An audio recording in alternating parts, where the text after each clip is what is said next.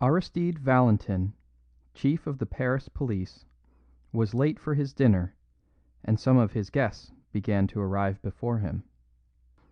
These were, however, reassured by his confidential servant Ivan, the old man with a scar and a face almost as grey as his moustaches, who always sat at a table in the entrance hall, a hall hung with weapons.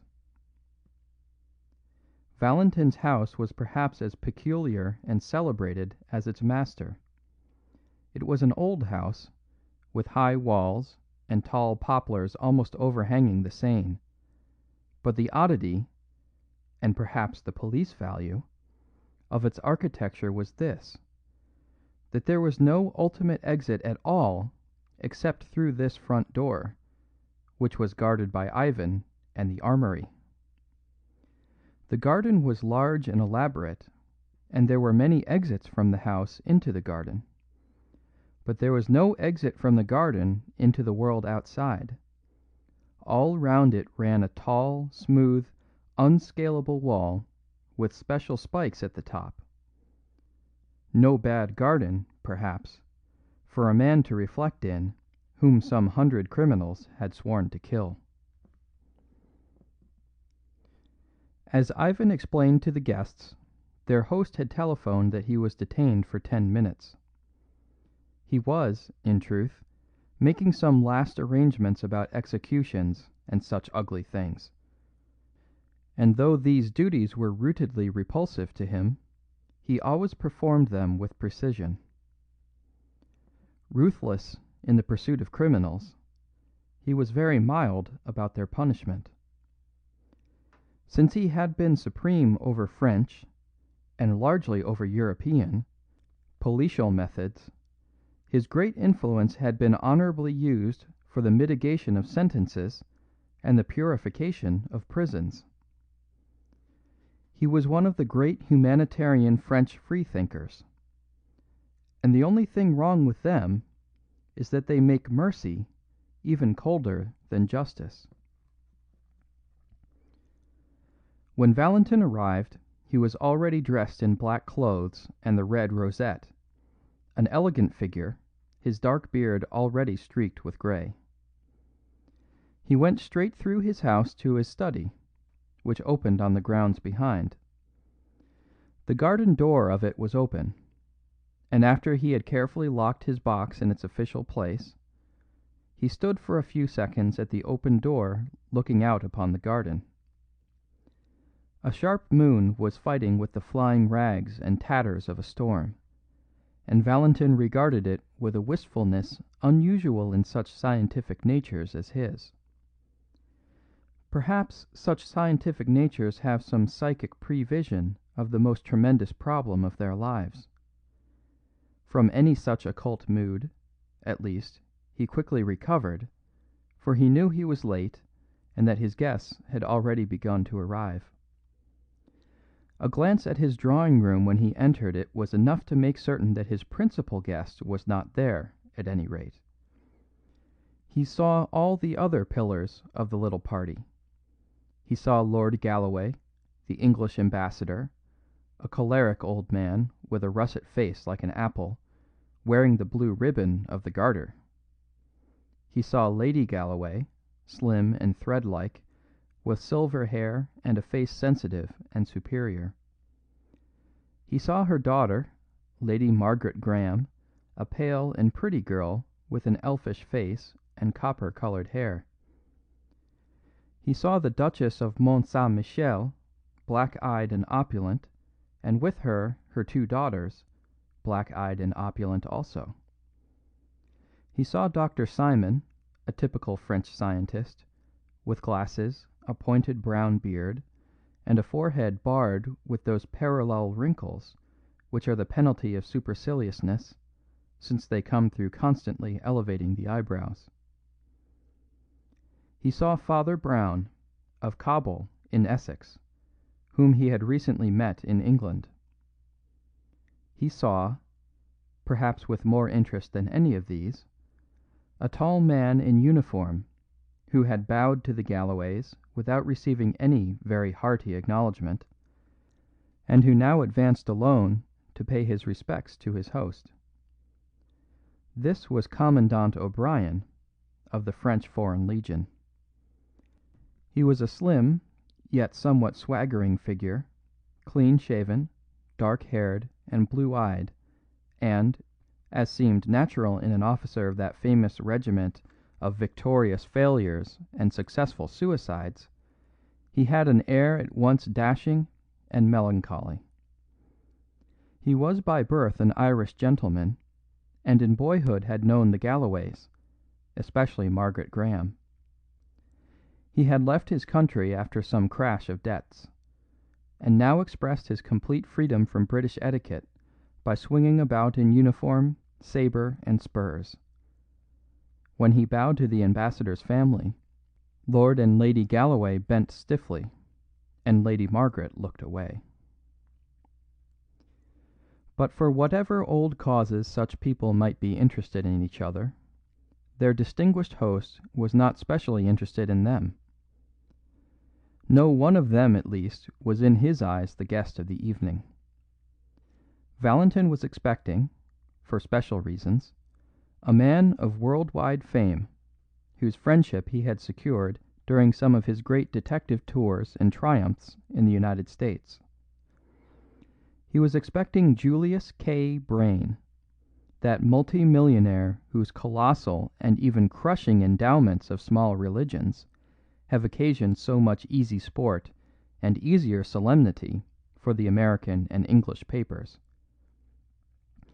Nobody could quite make out whether Mr. Brain was an atheist, or a Mormon, or a Christian Scientist. But he was ready to pour money into any intellectual vessel, so long as it was an untried vessel. One of his hobbies was to wait for the American Shakespeare, a hobby more patient than angling.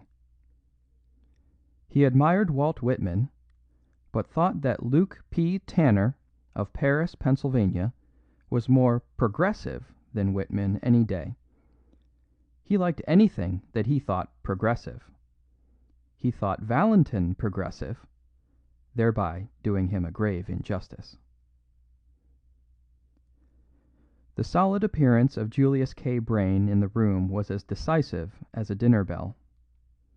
He had this great quality, which very few of us can claim, that his presence was as big as his absence. He was a huge fellow, as fat as he was tall, clad in complete evening black, without so much relief as a watch chain or a ring. His hair was white and well brushed back like a German's. His face was red, fierce and cherubic, with one dark tuft under the lower lip that threw up that otherwise infantile visage with an effect theatrical and even Mephistophelian. Not long, however, did that salon merely stare at the celebrated American. His lateness had already become a domestic problem, and he was sent with all speed into the dining room with Lady Galloway on his arm.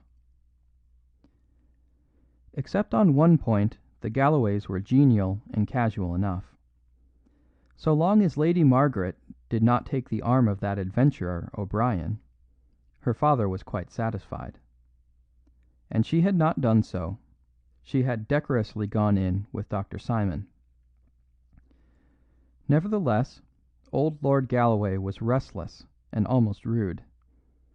He was diplomatic enough during dinner, but when, over the cigars, three of the younger men, Simon the doctor, Brown the priest, and the detrimental O'Brien, the exile in a foreign uniform, all melted away to mix with the ladies or smoke in the conservatory, then the English diplomatist grew very undiplomatic indeed. He was stung every 60 seconds with the thought that the scamp O'Brien might be signalling to Margaret somehow. He did not attempt to imagine how. He was left over the coffee with Brain, the hoary Yankee who believed in all religions, and Valentin, the grizzled Frenchman who believed in none. They could argue with each other, but neither could appeal to him. After a time this progressive logomachy had reached a crisis of tedium. Lord Galloway got up also and sought the drawing room. He lost his way in long passages for some 6 or 8 minutes, till he heard the high-pitched didactic voice of the doctor, and then the dull voice of the priest, followed by general laughter. They also, he thought with a curse, were probably arguing about science and religion. But the instant he opened the salon door he saw only one thing.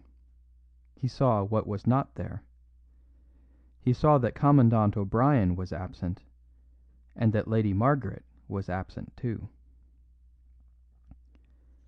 Rising impatiently from the drawing room, as he had from the dining room, he stamped along the passage once more.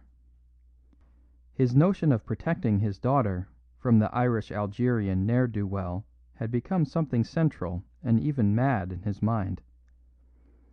As he went towards the back of the house, where was Valentin's study, he was surprised to meet his daughter, who swept past with a white, scornful face, which was a second enigma. If she had been with O'Brien, where was O'Brien? If she had not been with O'Brien, where had she been? With a sort of senile and passionate suspicion, he groped his way to the dark black parts of the mansion, and eventually found a servant's entrance that opened on to the garden. The moon with her scimitar had now ripped up and rolled away all the storm rack. The argent light lit up all 4 corners of the garden. A tall figure in blue was striding across the lawn towards the study door. A glint of moonlit silver on his facings picked him out as Commandant O'Brien. He vanished through the French windows into the house, leaving Lord Galloway in an indescribable temper, at once virulent and vague. The blue and silver garden, like a scene in a theatre, seemed to taunt him with all that tyrannic tenderness against which his worldly authority was at war. The length and grace of the Irishman's stride enraged him as if he were a rival instead of a father. The moonlight maddened him. He was trapped as if by magic into a garden of troubadours, a Watteau fairyland, and, willing to shake off such amorous imbecilities by speech, he stepped briskly after his enemy.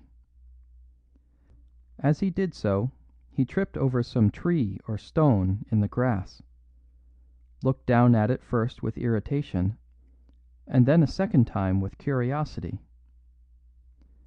The next instant, the moon and the tall poplars looked at an unusual sight: an elderly English diplomatist running hard and crying or bellowing as he ran. His hoarse shouts brought a pale face to the study door, the beaming glasses and worried brow of Dr. Simon, who heard the nobleman's first clear words. Lord Galloway was crying, "A corpse in the grass! A blood-stained corpse!" O'Brien at last had gone utterly out of his mind. "We must tell Valentin at once," said the doctor, when the other had brokenly described all that he had dared to examine. "It is fortunate that he is here." And even as he spoke, the great detective entered the study, attracted by the cry. It was almost amusing to note his typical transformation. He had come with the common concern of a host and a gentleman, fearing that some guest or servant was ill. When he was told the gory fact, he turned with all his gravity instantly bright and businesslike, for this, however abrupt and awful, was his business. "Strange, gentlemen," he said as they hurried out into the garden, "that I should have hunted mysteries all over the earth, and now one comes and settles in my own backyard. But where is the place?" They crossed the lawn less easily, as a slight mist had begun to rise from the river; but under the guidance of the shaken Galloway they found the body sunken in deep grass, the body of a very tall and broad-shouldered man. He lay face downwards, so that they could only see that his big shoulders were clad in black cloth, and that his big head was bald, except for a wisp or two of brown hair that clung to his skull like wet seaweed. A scarlet serpent of blood crawled from under his fallen face. "At least," said Simon, with a deep and singular intonation, "he is none of our party." "Examine him, doctor!" cried Valentin rather sharply. "He may not be dead." The doctor bent down. "He is not quite cold, but I am afraid he is dead enough," he answered. "Just help me to lift him up." They lifted him carefully an inch from the ground, and all doubts as to his being really dead were settled at once and frightfully. The head fell away. It had been entirely sundered from the body. Whoever had cut his throat had managed to sever the neck as well. Even Valentin was slightly shocked. "He must have been as strong as a gorilla," he muttered.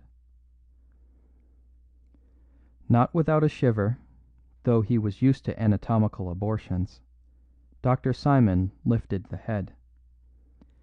It was slightly slashed about the neck and jaw, but the face was substantially unhurt. It was a ponderous, yellow face, at once sunken and swollen, with a hawk-like nose and heavy lids; a face of a wicked Roman emperor, with, perhaps, a distant touch of a Chinese emperor. All present seemed to look at it with the coldest eye of ignorance.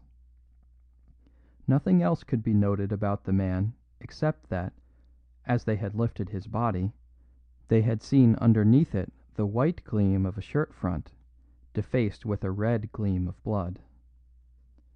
As Dr. Simon said, the man had never been of their party. But he might very well have been trying to join it, for he had come dressed for such an occasion.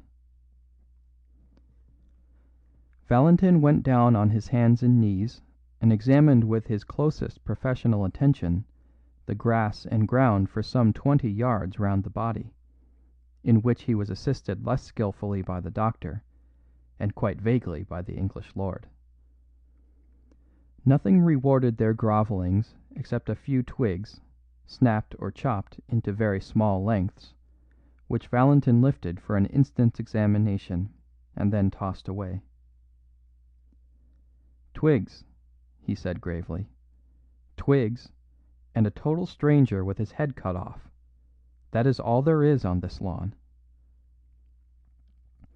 There was an almost creepy stillness, and then the unnerved Galloway called out sharply, "Who's that?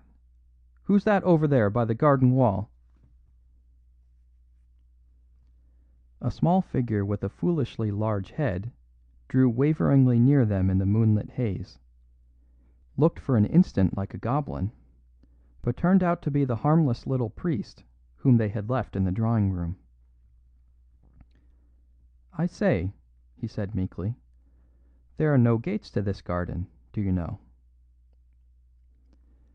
Valentin's black brows had come together somewhat crossly, as they did on principle at the sight of a cassock; but he was far too just a man to deny the relevance of the remark.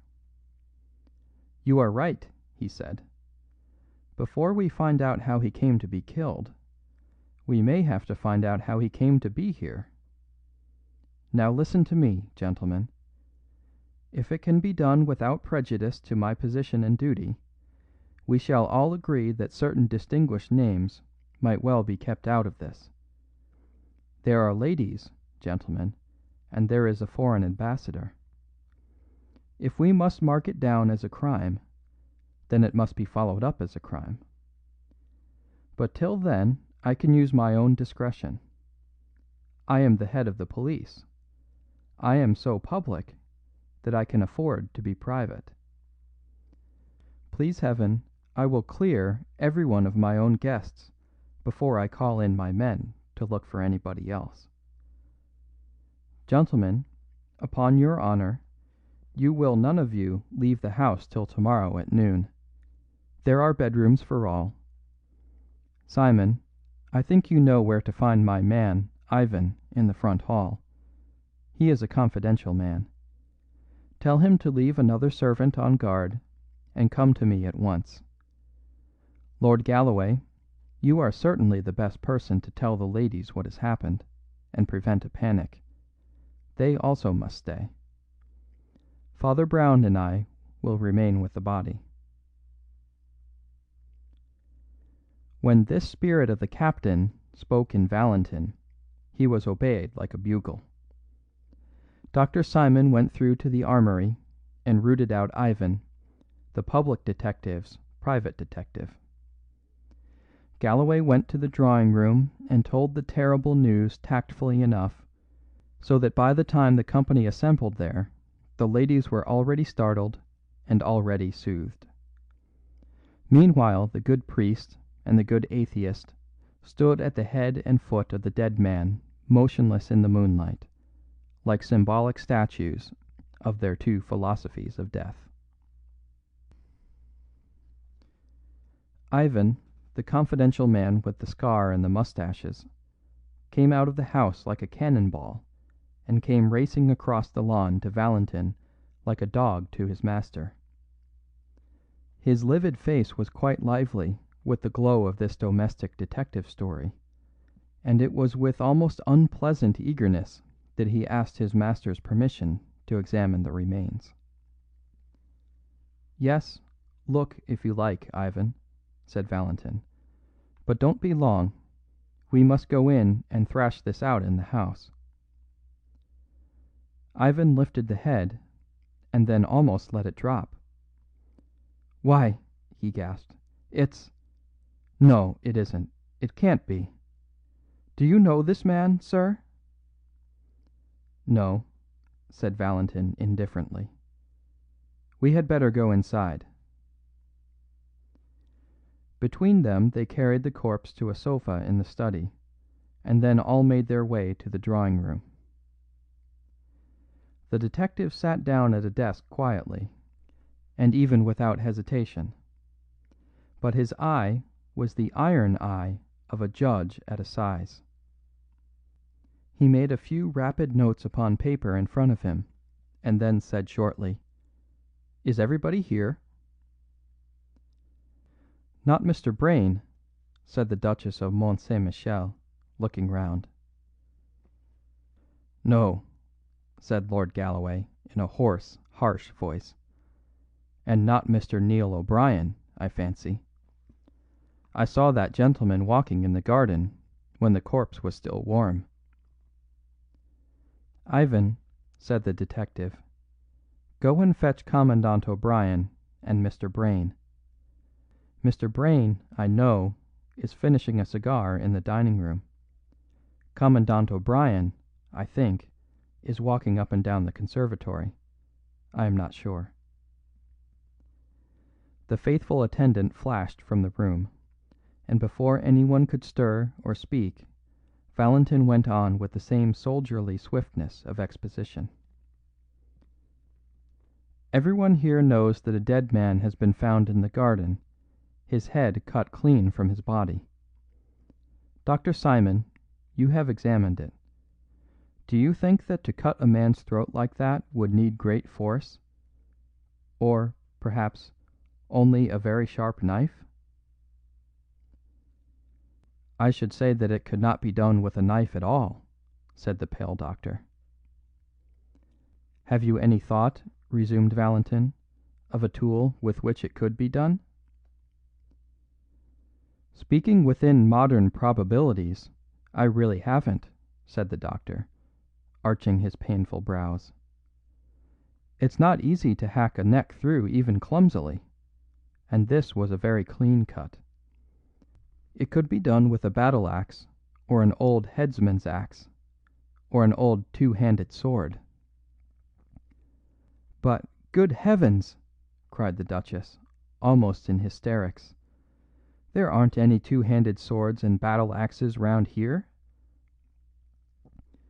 Valentin was still busy with the paper in front of him. "Tell me," he said, still writing rapidly, "could it have been done with a long French cavalry sabre?" A low knocking came at the door, which, for some unreasonable reason, curdled everyone's blood like the knocking in Macbeth. Amid that frozen silence Dr. Simon managed to say, "A sabre. Yes, I suppose it could." "Thank you," said Valentin. "Come in, Ivan." The confidential Ivan opened the door and ushered in Commandant Neil O'Brien, whom he had found at last pacing the garden again.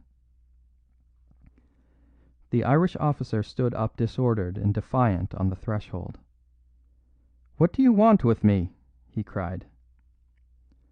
"Please sit down," said Valentin in pleasant, level tones. "Why, you aren't wearing your sword. Where is it?"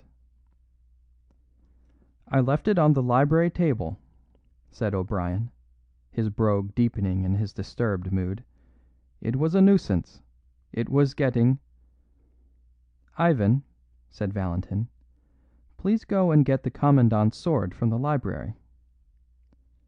Then, as the servant vanished, "Lord Galloway says he saw you leaving the garden just before he found the corpse. What were you doing in the garden?" The Commandant flung himself recklessly into a chair.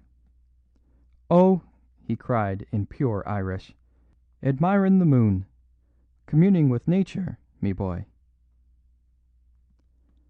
A heavy silence sank and endured, and at the end of it came again that trivial and terrible knocking. Ivan reappeared, carrying an empty steel scabbard. "This is all I can find," he said. "Put it on the table," said Valentin, without looking up. There was an inhuman silence in the room, like that sea of inhuman silence round the dock of a condemned murderer. The Duchess's weak exclamations had long ago died away. Lord Galloway's swollen hatred was satisfied and even sobered. The voice that came was quite unexpected. "I think I can tell you," cried Lady Margaret, in that clear, quivering voice with which a courageous woman speaks publicly. "I can tell you what Mr. O'Brien was doing in the garden, since he is bound to silence. He was asking me to marry him. I refused. I said in my family circumstances I could give him nothing but my respect. He was a little angry at that. He did not seem to think much of my respect. I wonder," she added, with rather a wan smile, "if he will care at all for it now. For I offer it to him now. I will swear anywhere that he never did a thing like this." Lord Galloway had edged up to his daughter, and was intimidating her in what he imagined to be an undertone. "Hold your tongue, Maggie," he said in a thunderous whisper.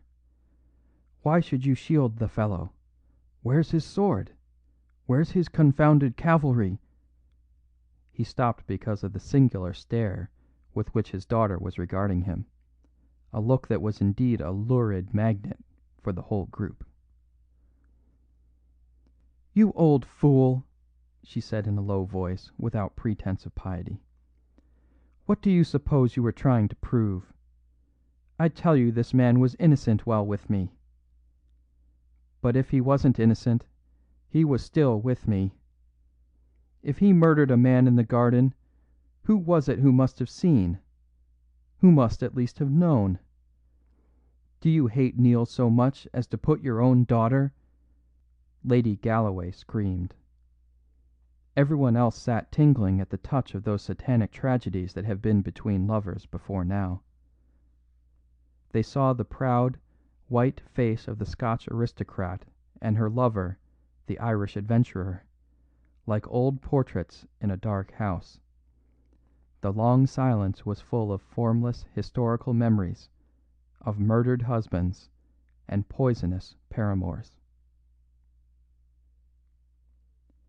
In the center of this morbid silence an innocent voice said, "Was it a very long cigar?"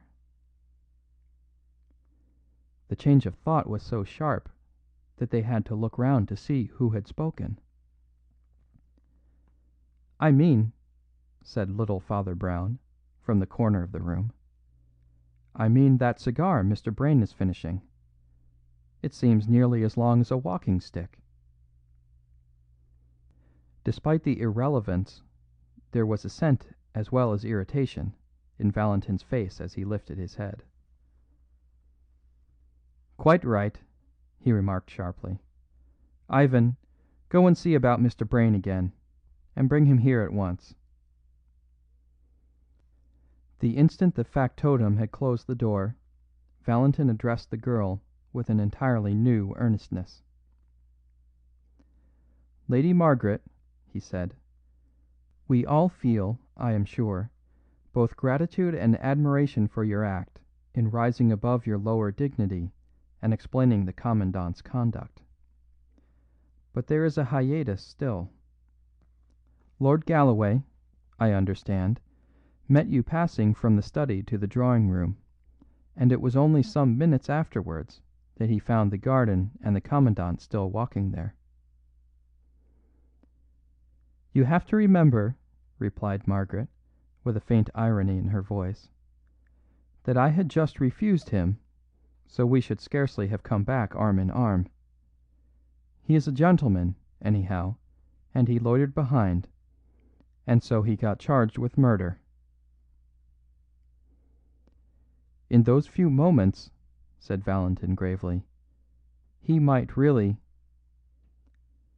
The knock came again, and Ivan put in his scarred face. "Beg pardon, sir," he said, "but Mr. Brayne has left the house." "Left!" cried Valentin, and rose for the first time to his feet. "Gone, scooted, evaporated," replied Ivan in humorous French. "His hat and coat are gone, too; and I'll tell you something to cap it all. I ran outside the house to find any traces of him, and I found one, and a big trace, too." "What do you mean?" asked Valentin. "I'll show you," said his servant, and reappeared with a flashing, naked cavalry sabre, streaked with blood about the point and edge.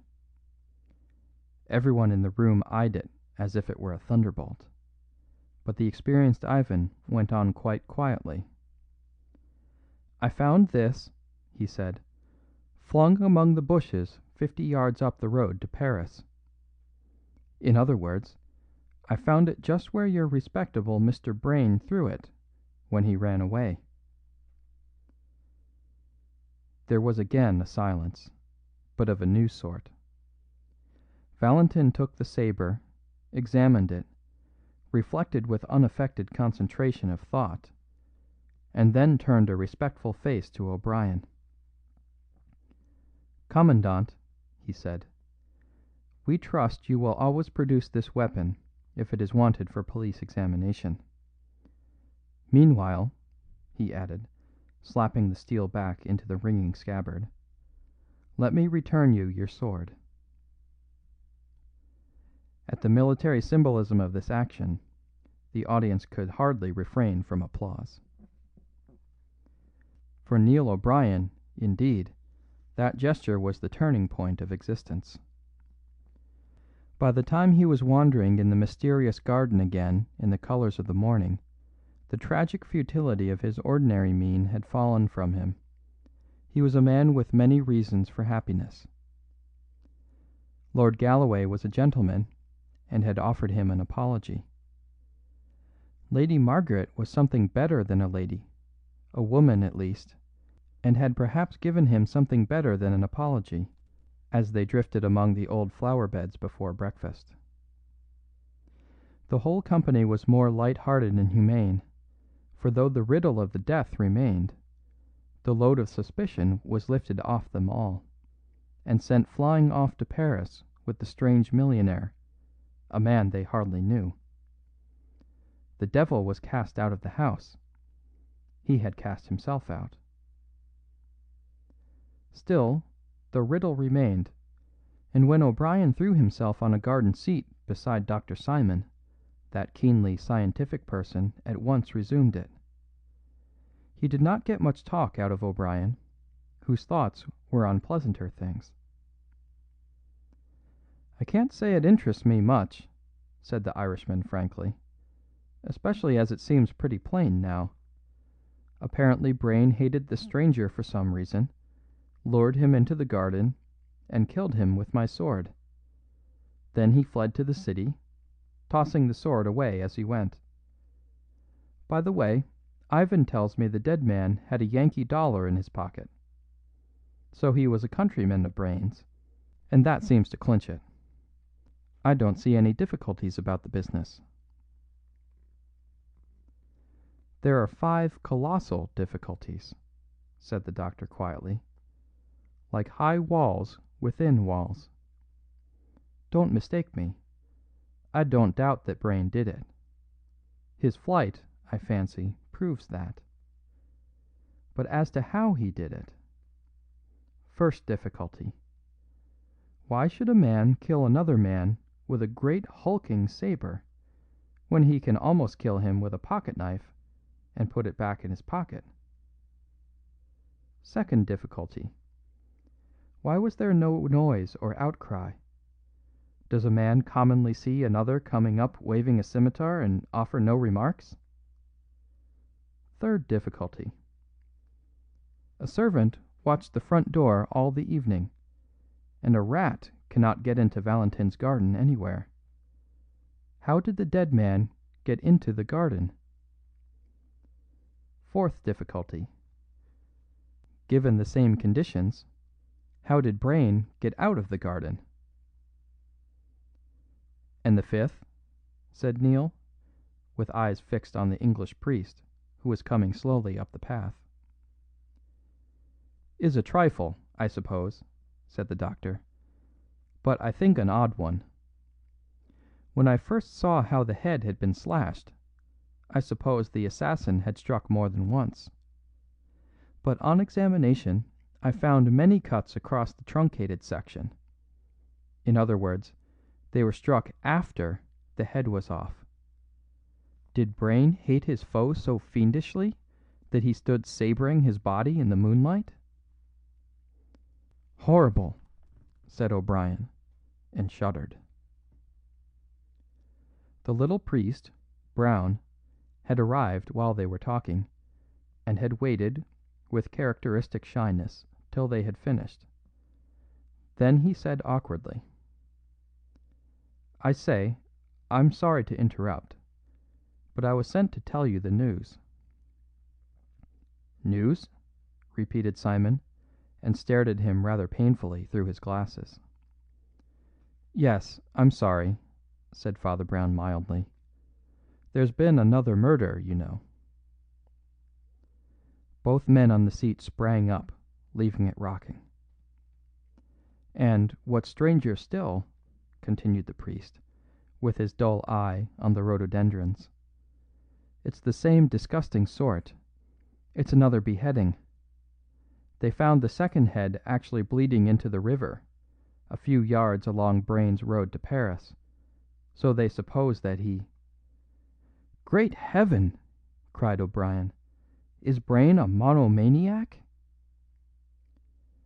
"There are American vendettas," said the priest impassively. Then he added, "They want you to come to the library and see it." Commandant O'Brien followed the others towards the inquest, feeling decidedly sick. As a soldier, he loathed all this secretive carnage, Where were these extravagant amputations going to stop?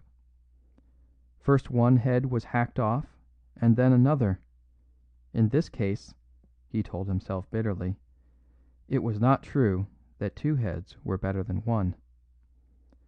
As he crossed the study he almost staggered at a shocking coincidence. Upon Valentin's table lay the coloured picture of yet a third bleeding head, and it was the head of Valentin himself. A second glance showed him it was only a nationalist paper called The Guillotine, which every week showed one of its political opponents with rolling eyes and writhing features just after execution. For Valentin was an anti-clerical of some note.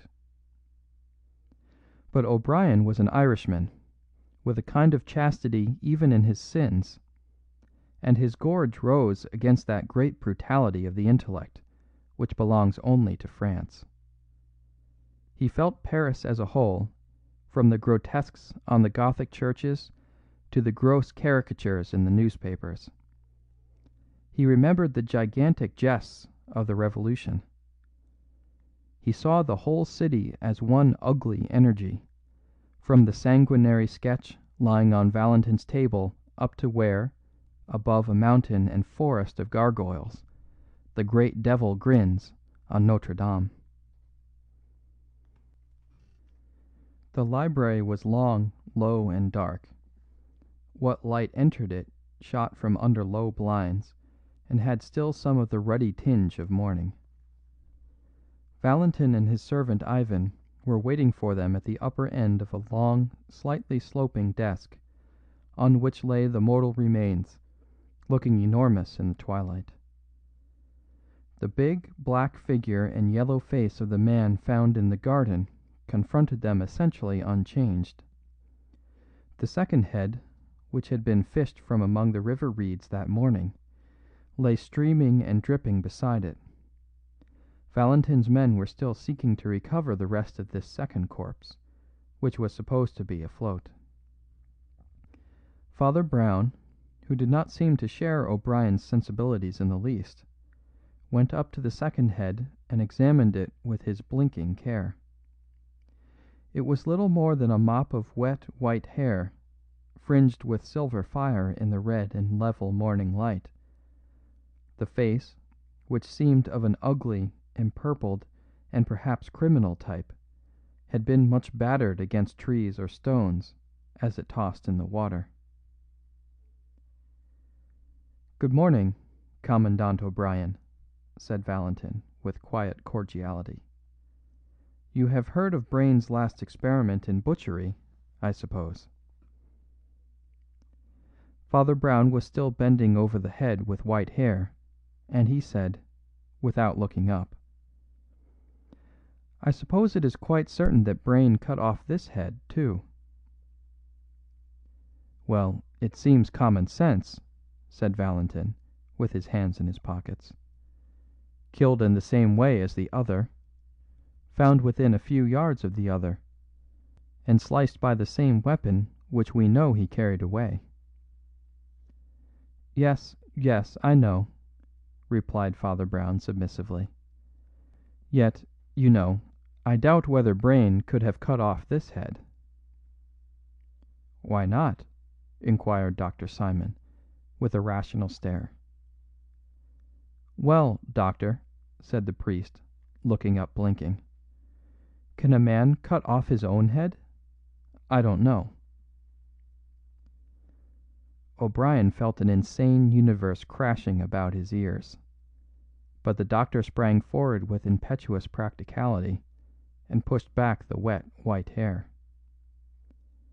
"Oh, there's no doubt it's Brayne," said the priest quietly. "He had exactly that chip in the left ear." The detective, who had been regarding the priest with steady and glittering eyes, opened his clenched mouth and said sharply, "You seem to know a lot about him, Father Brown." "I do," said the little man simply. "I've been about with him for some weeks. He was thinking of joining our church." The star of the fanatic sprung into Valentin's eyes. He strode towards the priest with clenched hands. "And, perhaps," he cried with a blasting sneer, "perhaps he was also thinking of leaving all his money to your church." "Perhaps he was," said Brown stolidly. "It is possible." "In that case," cried Valentin, with a dreadful smile, "you may indeed know a great deal about him. About his life, and about his—" Commandant O'Brien laid a hand on Valentin's arm. "Drop that slanderous rubbish, Valentin," he said, "or there may be more swords yet." But Valentin, under the steady, humble gaze of the priest, had already recovered himself. "Well," he said shortly, "people's private opinions can wait. You gentlemen are still bound by your promise to stay. You must enforce it on yourselves, and on each other. Ivan here will tell you anything more you want to know. I must get to business, and write the authorities. We can't keep this quiet any longer. I shall be writing in my study if there is any more news." "Is there any more news, Ivan?" asked Dr. Simon as the chief of police strode out of the room. "Only one more thing, I think, sir," said Ivan, wrinkling up his grey old face. "But that's important too, in its way. There's that old buffer you found on the lawn," and he pointed without pretence of reverence at the big black body with the yellow head. "We've found out who he is, anyhow." "Indeed!" cried the astonished doctor. "And who is he?" "His name was Arnold Becker," said the under detective, "though he went by many aliases. He was a wandering sort of scamp, and is known to have been in America, so that was where Brayne got his knife into him. We didn't have much to do with him ourselves, for he worked mostly in Germany. We've communicated, of course, with the German police. But, oddly enough, there was a twin brother of his, named Louis Becker, whom we had a great deal to do with. In fact, we found it necessary to guillotine him only yesterday. Well, it's a rum thing, gentlemen, but when I saw that fellow flat on the lawn, I had the greatest jump of my life. If I hadn't seen Louis Becker guillotined with my own eyes, I'd have sworn it was Louis Becker lying there in the grass. Then, of course, I remembered his twin brother in Germany, and following up the clue—" The explanatory Ivan stopped, for the excellent reason that nobody was listening to him. The Commandant and the doctor were both staring at Father Brown, who had sprung stiffly to his feet and was holding his temples tight like a man in sudden and violent pain. "Stop, stop, stop!" he cried. "Stop talking a minute, for I see half. Will God give me strength? Will my brain make the one jump and see all? Heaven help me. I used to be fairly good at thinking. I could paraphrase any page in Aquinas once. Will my head split? Or will I see? I see half. I only see half." He buried his head in his hands and stood in a sort of rigid torture of thought or prayer, while the other three could only go on staring at this last prodigy of their wild 12 hours. When Father Brown's hands fell, they showed a face quite fresh and serious, like a child's. He heaved a huge sigh and said, "Let us get this said and done with as quickly as possible. Look here, this will be the quickest way to convince you all of the truth." He turned to the doctor. "Dr. Simon," he said, "you have a strong headpiece, and I heard you this morning asking the 5 hardest questions about this business. Well, if you will ask them again, I will answer them." Simon's pince nez dropped from his nose in his doubt and wonder, but he answered at once. "Well, the first question, you know, is why a man should kill another with a clumsy sabre at all, when a man can kill with a bodkin." "A man cannot behead with a bodkin," said Brown calmly, "and for this murder beheading was absolutely necessary." "Why?" asked O'Brien, with interest. "And the next question?" asked Father Brown. "Well, why didn't the man cry out or anything?" asked the doctor. "Sabres in gardens are certainly unusual." "Twigs," said the priest gloomily, and turned to the window which looked on the scene of death. "No one saw the point of the twigs. Why should they lie on that lawn? Look at it, so far from any tree. They were not snapped off, they were chopped off. The murderer occupied his enemy with some tricks with the sabre, showing how he could cut a branch in mid air, or what not. Then, while his enemy bent down to see the result, a silent slash, and the head fell." "Well," said the doctor slowly, "that seems plausible enough. But my next two questions will stump anyone." The priest still stood looking critically out of the window, and waited. "You know how all the garden was sealed up like an airtight chamber," went on the doctor. "Well, how did the strange man get into the garden?" Without turning round, the little priest answered, "There never was any strange man in the garden." There was a silence, and then a sudden cackle of almost childish laughter relieved the strain. The absurdity of Brown's remark moved Ivan to open taunts. "Oh!" he cried, "then we didn't lug a great fat corpse onto a sofa last night? He hadn't got into the garden, I suppose?" "Got into the garden?" repeated Brown reflectively. "No, not entirely." "Hang it all!" cried Simon. "A man gets into a garden, or he doesn't." "Not necessarily," said the priest, with a faint smile. "What is the next question, doctor?"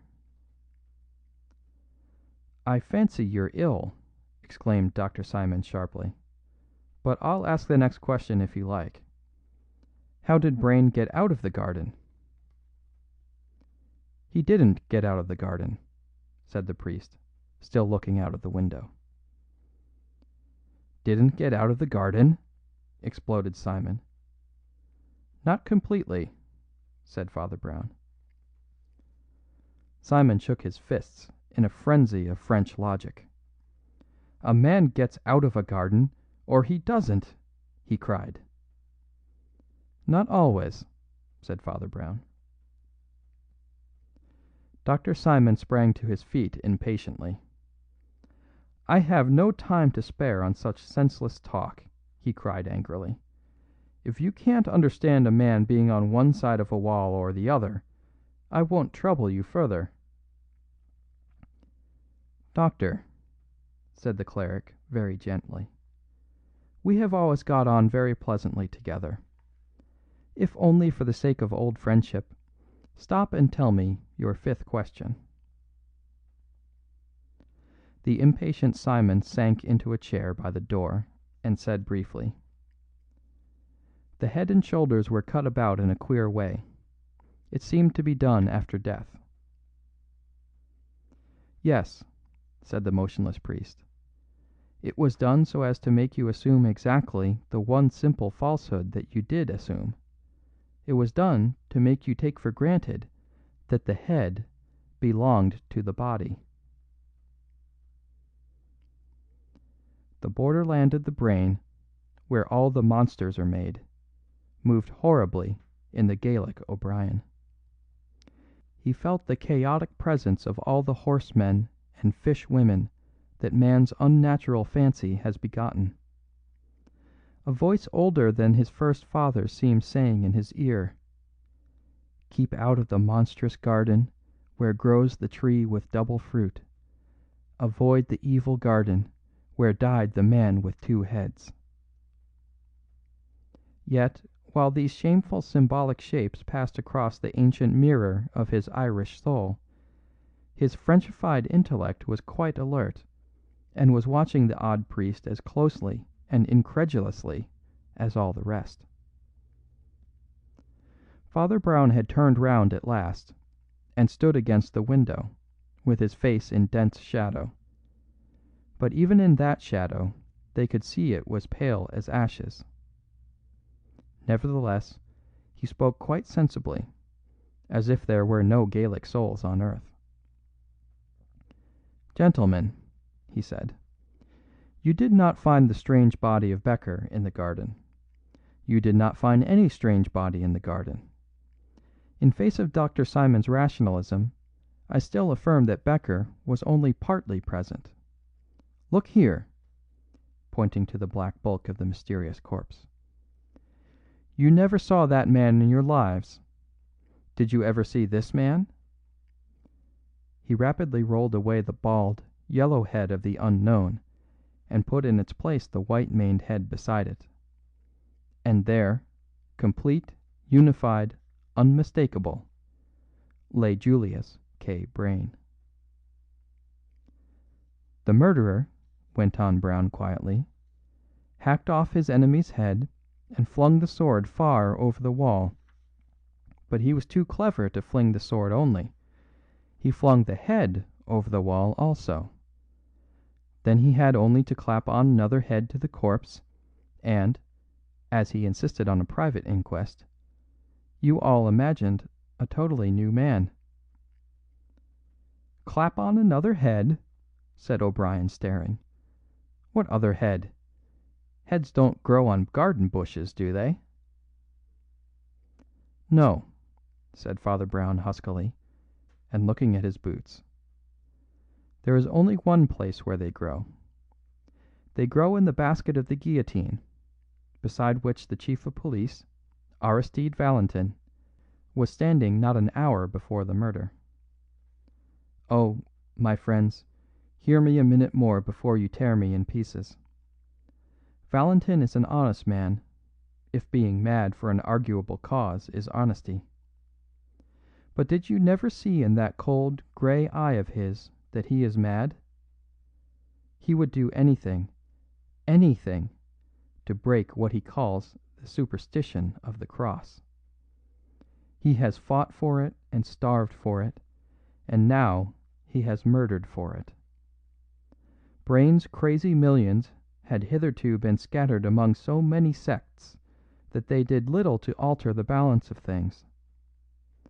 But Valentin heard a whisper that Brayne, like so many scatterbrained skeptics, was drifting to us. And that was quite a different thing. Brayne would pour supplies into the impoverished and pugnacious Church of France. He would support 6 nationalist newspapers like the Guillotine. The battle was already balanced on a point, and the fanatic took flame at the risk. He resolved to destroy the millionaire, and he did it as one would expect the greatest of detectives to commit his only crime. He abstracted the severed head of Becker on some criminological excuse, and took it home in his official box. He had that last argument with Brayne that Lord Galloway did not hear the end of.